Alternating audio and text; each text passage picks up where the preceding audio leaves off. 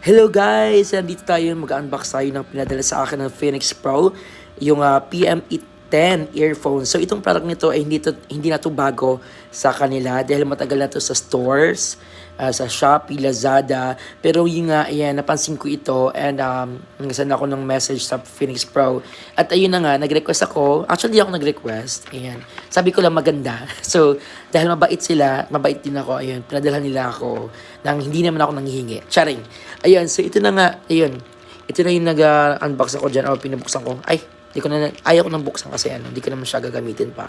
So ito na nga yung loob ng Phoenix Pro PME earphones. And gagamitin ko siya mamaya sa aking PDP M portable in-ear monitors na bagong-bago lang nilang labas. Ayan, ito ay ang parang stereo nila na portable in-ear monitor.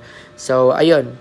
Gamitin natin, na-try natin. Pero na-try ko na ito kanina sa phone ko. And nakinig ko ng music. Pero di ko pa sure mamaya sa aking in-ear monitors kung talagang pasok na pasok sa mga. Alright. So, thank you so much guys. And tamay po sa ating review. And thank you so much sa Phoenix Pro for sending me this product. Thank you po.